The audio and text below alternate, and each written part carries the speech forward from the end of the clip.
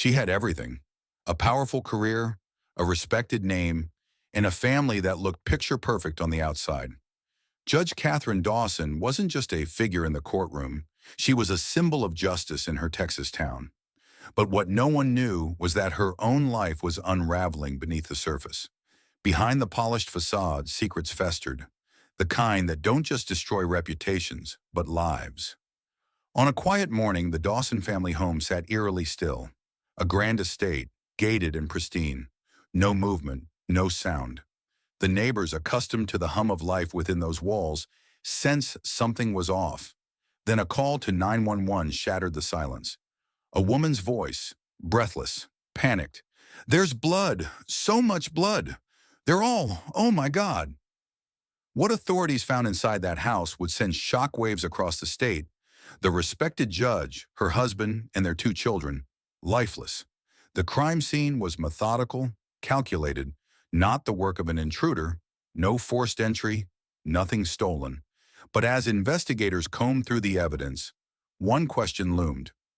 Where was Katherine Dawson? A woman who spent her life upholding the law had vanished without a trace. In court, she was feared, respected, known for her decisive rulings and unwavering presence. Colleagues described her as brilliant. Rivals called her ruthless. But no one suspected she was hiding a life of contradictions. Katherine had been climbing the ranks of the judiciary for years, admired for her ability to remain impartial. She dealt with criminals, argued the law, and ensured justice was served. Yet the biggest scandal of her career was the one she never saw coming, one that had nothing to do with the courtroom. A name kept surfacing in whispers: Brian Carter, a high school senior, 17 years old, the son of one of Katherine's close acquaintances. Rumors began circulating months before the tragedy. Late-night meetings, secret rendezvous, a connection that should have never been. But people chose to dismiss the speculation until Katherine's carefully curated world came crashing down. What should have been a private indiscretion was about to become a public nightmare. Because Katherine wasn't just involved with Brian, she was pregnant with his child. The discovery of her pregnancy wasn't just a scandal, it was a catalyst. Katherine had spent her career maintaining control, and now she was losing it. Her husband, Richard, was a man of influence himself, a well-known defense attorney who built his own reputation on loyalty and order. But behind closed doors, their marriage was anything but perfect. Tensions brewed for years, and the moment he discovered her secret, everything changed. Insiders say Richard didn't react with anger. He reacted with something colder, calculated. A man like him didn't explode. He strategized. That's when Katherine started to panic. She knew she was running out of time, and for the first time in her life, she didn't have the upper hand. Something was about to give, and when it did, there would be no turning back. The first whispers came from the courthouse. Hushed conversations exchanged in corridors. Skeptical glances passed between colleagues. Then the rumors reached the media. A judge, a teenager, and a pregnancy scandal? It was a headline too sensational to ignore. It started with an anonymous tip. A reporter at a local paper received an email. Attached was a blurry photo. Katherine and Brian, caught in an embrace outside a hotel. It was all the fuel the press needed. Within hours, the story exploded. News vans lined the courthouse steps. Reporters hounded Katherine outside her home. Every detail of her life was under scrutiny. She tried to control the damage, issuing a carefully worded statement denying the allegations. But the more she spoke, the less people believed her. The evidence was mounting. Brian's friends whispered about secret meetings. His teachers noticed his distracted demeanor. And then there was Katherine's own behavior, erratic, paranoid, desperate to maintain control. Behind closed doors, Richard was watching. He had his own suspicions. But now they weren't just suspicions, they were facts. And he wasn't the kind of man to be made a fool of. Katherine could feel the walls closing in. Every step she took was being watched. Every lie she told was unraveling. And she was quickly running out of ways to keep the truth buried. Inside the Dawson home, silence stretched like a heavy fog. Katherine had always been in control, but now every move she made felt scrutinized. The headlines wouldn't go away. Brian's name was whispered in grocery store aisles. Strangers pointed at her in public. Her two children, Emily and Jacob, were no longer shielded from the rumors. At school, whispers turned to outright taunts. Emily, barely a teenager, lashed out in frustration.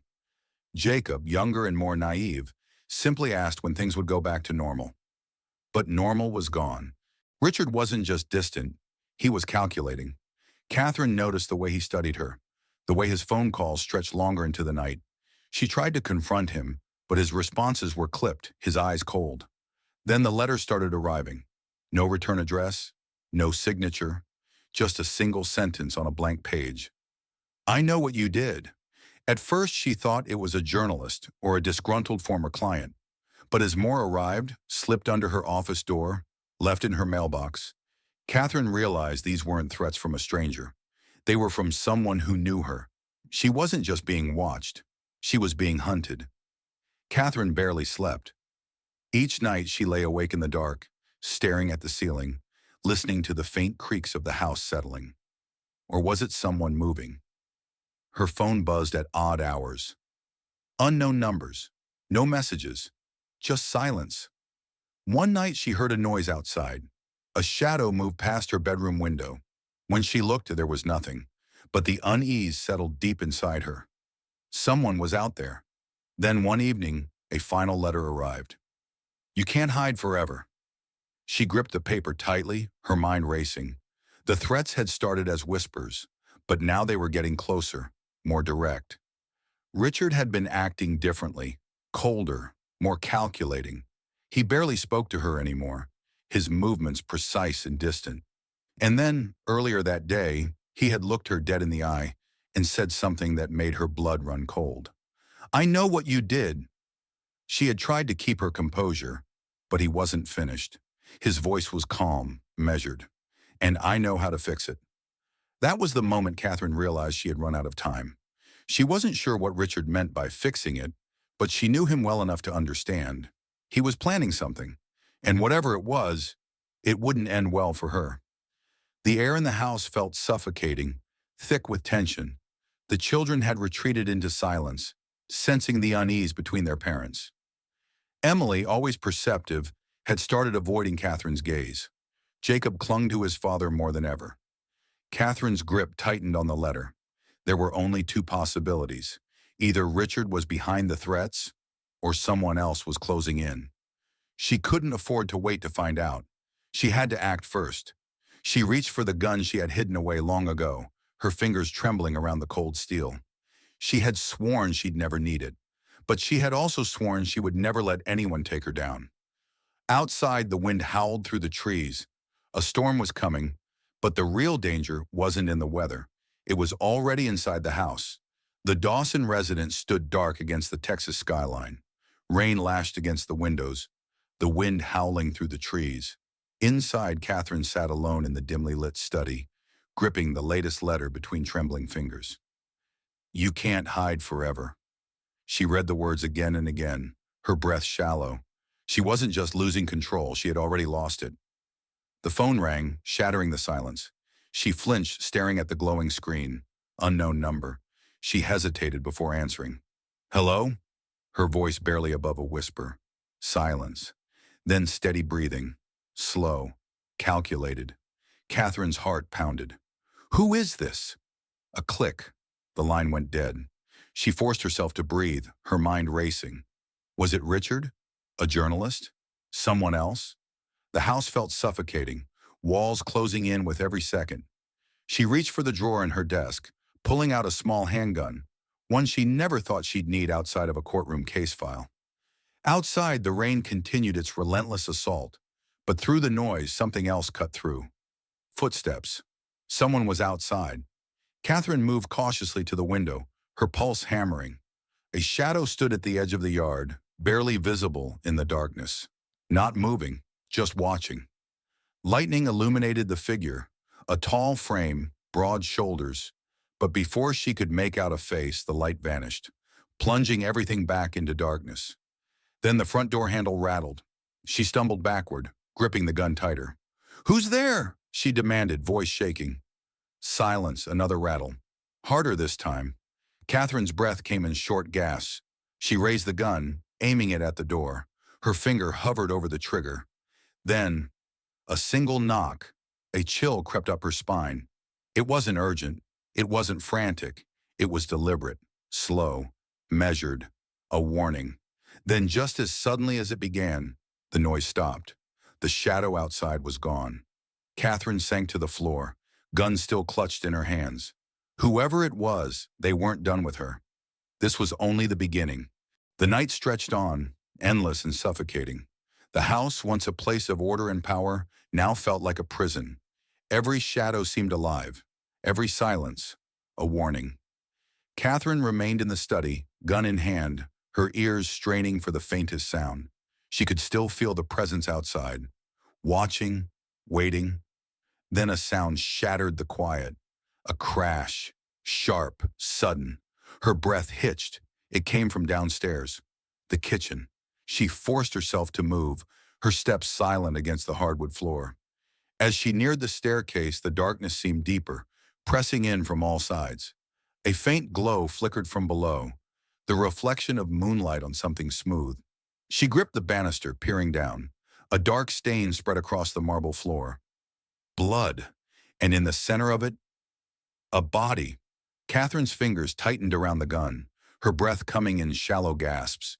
She knew before she even looked closer. Richard. His lifeless eyes stared upward, frozen in shock. His lips slightly parted, as if he had tried to speak. The metallic scent of blood filled the air. A pool of crimson stretched outward, seeping into the pristine white floor. Then something moved in the corner of her vision. Not a shadow, not a trick of the light. Someone else was there, watching her. Breaking news out of Harris County this morning. Judge Richard Dawson has been found dead in his home. Authorities are calling the scene disturbing, though no official cause of death has been released. Word spread through the town like wildfire. Richard Dawson wasn't just another man. He was a symbol of authority, a powerful figure who had stood at the helm of justice. Now his name would be whispered in hushed tones, spoken with uncertainty and fear. Shocked residents gathered outside the courthouse, murmuring among themselves. Some exchanged glances of disbelief. Others clutched their phones, scrolling for details. How could a man like Richard Dawson, a judge who had sentenced criminals with unwavering confidence, become the subject of a crime himself? Police cars lined the Dawson estate, red and blue lights flashing against the looming Texas sky. Reporters stood outside the gates, microphones raised, pressing officials for answers. But no one seemed to have them. Inside the house, forensic investigators worked in grim silence. Blood had seeped into the marble floor, staining its pristine surface. The opulence of the home now bore a different weight, one of death, of violence. Catherine had been found near the body. She was in shock, hands trembling, eyes wide and vacant. Her voice was barely above a whisper when she spoke to the officers. I didn't hear anything. She trailed off, staring at the lifeless form of her husband. The town speculated. Some believed it was a robbery gone wrong. Others whispered about political enemies, about secrets hidden beneath Richard's well-maintained public image. But there was another theory, one no one dared speak too loudly. Had Katherine Dawson, the judge's wife, played a role in his death? A powerful man was dead. His wife was the only known witness. And somewhere in the growing tension of the town, the truth was waiting to be uncovered. Authorities have issued an urgent search for Katherine Dawson, the wife of the late Judge Richard Dawson. Sources confirm that she was last seen at their estate the night of his murder. Law enforcement warns the public to be on alert and report any sightings immediately. The manhunt had begun. Patrol cars combed the streets, officers stationed at every major intersection, their eyes scanning each passing vehicle. Flyers with Catherine's face, her once polished image now tainted with suspicion, were plastered on telephone poles, pinned to grocery store bulletin boards, slipped under windshield wipers. The town, still reeling from the gruesome murder, had turned into a place of speculation and fear. Some believed she had run to escape guilt. Others were convinced she was a victim, fleeing from the real killer. But there was one thing everyone agreed on. Katherine Dawson was gone. Detectives combed through the Dawson estate once more, searching for any clue as to where she might have gone. Her car was still in the driveway. Her wallet and phone were found inside the house. There were no signs of forced escape, no broken windows, no doors left ajar. It was as if she had simply vanished. But then came the first sighting. A gas station clerk reported seeing a woman matching Catherine's description in the early morning hours. Hair disheveled, clothes damp from the rain, eyes darting toward the door as if she expected someone to come bursting through it at any moment. She had paid in cash. No credit card trail, no phone calls, just a tank of gas and a cup of coffee before disappearing back onto the highway. The police followed the lead, but by the time they arrived, she was already gone. Catherine wasn't just running. She was hiding. And someone, somewhere, knew. The police station was buzzing. Officers moved between desks. Phones rang in sharp bursts, and the overhead fluorescent lights cast a harsh glow on the exhausted detectives. Katherine Dawson was still missing, and every hour that passed without finding her only deepened the questions surrounding her disappearance. Detective Sarah Connolly sat at her desk, staring at the crime scene photos spread out before her. Richard Dawson's body sprawled across the marble floor, the blood pooling in eerie contrast to the pristine white tile. No signs of forced entry, no signs of struggle, just a clean, calculated act of violence. And yet, Catherine had vanished. She didn't run because she's guilty, Connolly muttered under her breath. She ran because she's scared. Across the room, another officer approached, dropping a manila folder onto her desk. "You're going to want to see this," he said. Inside were the results of Richard Dawson's phone records, bank statements, and private emails. Connolly's eyes narrowed as she flipped through them. The judge had secrets, ones he had gone to great lengths to keep buried. A series of large withdrawals from his personal account, payments made to a private investigator, a string of emails to an anonymous recipient. The last one sent just days before his murder. Subject: "It's done. She'll never know." The pieces were coming together. Richard wasn't the only one keeping secrets. Catherine had been the target of something much darker than she realized. Connolly's pulse quickened as she flipped to the final page in the file.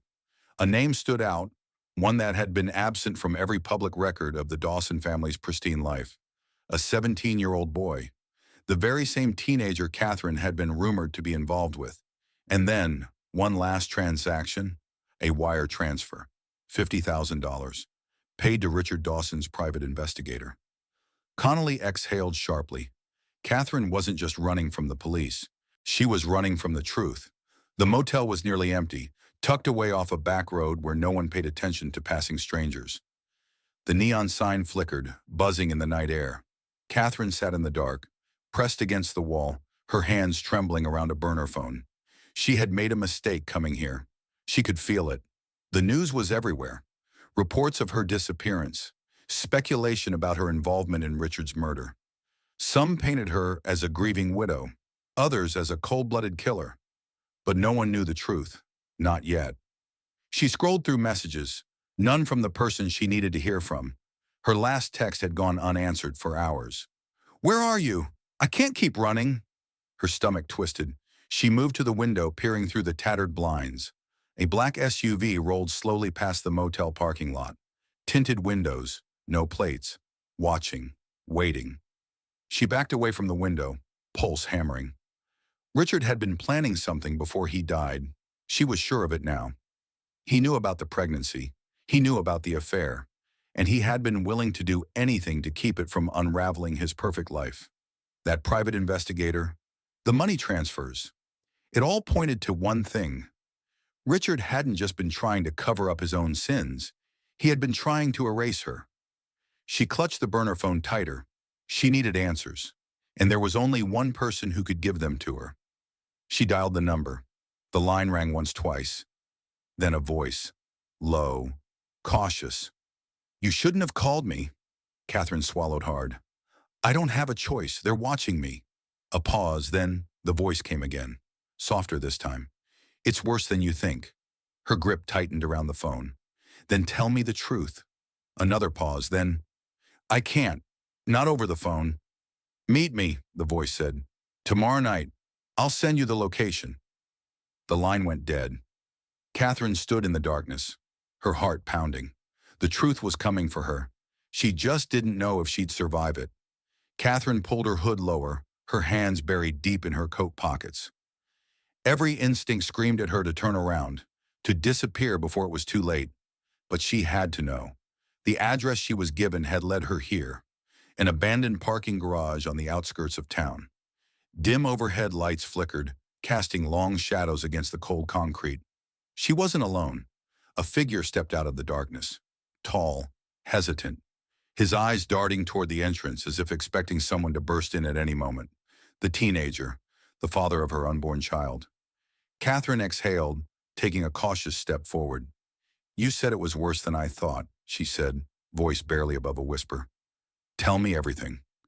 The boy swallowed hard, glancing over his shoulder before speaking. "It wasn't just Richard," he murmured. "It was never just him." A chill ran down Katherine's spine. "What are you talking about?" He took a step closer. "Richard was trying to get rid of you, yes, but he wasn't working alone. Someone else was involved." Katherine's pulse quickened. "Who?" His lips parted, but before he could answer, the boy jerked backward, his body collapsing onto the concrete. Katherine's scream caught in her throat. She stumbled toward him, pressing her hands against his chest, but blood spilled between her fingers, warm and thick. His breath came in short, shallow gasps. His eyes locked onto hers. I'm sorry," he choked out. "I didn't." His body shuddered once, then nothing. A shadow stretched across the pavement. Katherine turned, heart hammering, as a familiar figure stepped into the dim light. Detective Sarah Connolly, gun still raised, cold, unflinching. "You should have stayed gone, Katherine," Connolly said. Katherine's world tilted. The pieces snapped together with a brutal finality. Connolly wasn't investigating Richard's murder. She had orchestrated it. "You set me up," Katherine whispered. Connolly tilted her head, lips curling into something that wasn't quite a smile. "No, Katherine, I saved you." A single police car pulled into the garage, lights flashing. Officers poured out, guns drawn. Katherine could only watch as Connolly took a step back, raising her hands in surrender. But her eyes, calm and knowing, never left Katherine's face, as if she had already won. Katherine barely felt them lock around her wrists. She had been running from the truth. Now it had caught up to her. Katherine sat on the metal bench, staring at the cracked cement floor. The weight of the handcuffs still lingered on her wrists, though they had been removed hours ago. The cell smelled of sweat and bleach, the air thick with something unspoken. Around her, other inmates whispered, casting quick glances in her direction. She wasn't just another prisoner. She was the disgraced judge accused of murdering her family. Katherine looked up as the metal bars clanked open. Detective Sarah Connolly stood on the other side, hands in her pockets, her expression unreadable. "You should be thanking me," Connolly said, stepping inside. Katherine's jaw tightened. "For what?" "Framing me?" Connolly chuckled, leaning against the bars. "For keeping you alive."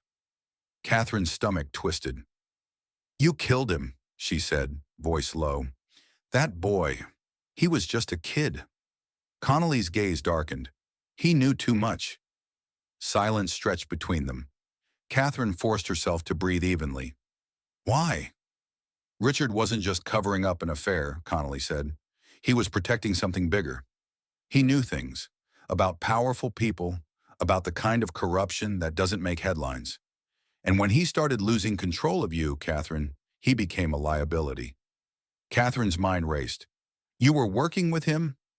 "I was cleaning up his mess," Connolly corrected. "And then you had to go and get yourself pregnant." The word stung. Katherine clenched her fists, her nails digging into her palms. "So you had him killed?" Connolly shrugged. "I gave him options. He didn't take them." Katherine's heart pounded. "And now you're pinning it all on me." "Oh, Katherine," she murmured, "I don't need to pin anything. The world already thinks you did it, and in a few days this case will be locked up tight. The evidence is already in place." Katherine swallowed hard. "You can't get away with this." Connolly smirked. "I already have." She stood, brushing non-existent dust from her sleeve. "Your trial starts soon. Take my advice. Plead guilty. Make it easy on yourself." Catherine shook her head. I won't. Connolly's eyes gleamed with something cold. Then you'll die in here. Catherine sat still, her pulse drumming in her ears. She had lost everything, her family, her freedom, her name. But she wasn't done yet. She had one chance left, and she was going to take it. Catherine sat in the defendant's chair, her hands clasped tightly in her lap. The courtroom was packed. Reporters, former colleagues, and members of the public hungry for a verdict.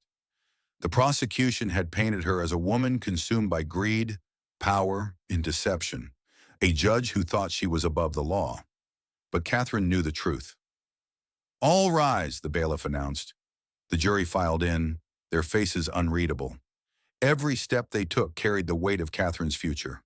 She inhaled slowly. This was it. The judge nodded toward the foreman.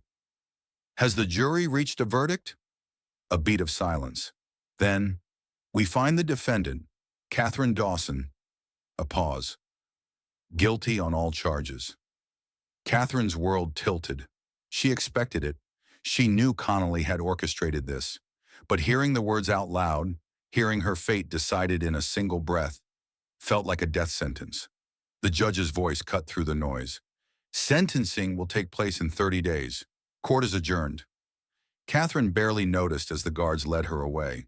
She had 1 month before they locked her away for life. 1 month to find a way out. Catherine spent every moment calculating her next move. Connolly thought she had won, but Catherine had something left. The truth. She wasn't alone in this. There were whispers among the prison guards, people who had seen Connolly's rise to power and knew it wasn't clean. Then one night, an opportunity came. A man stepped inside. Officer Reynolds.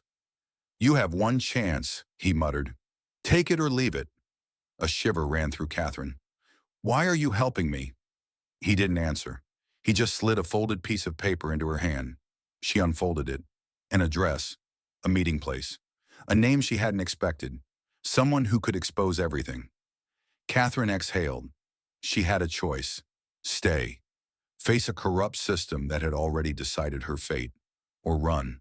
Find the people who could bring Connolly down. Reynolds stepped back, his voice barely a whisper. Decide fast. Catherine's fingers clenched around the paper. Justice or escape?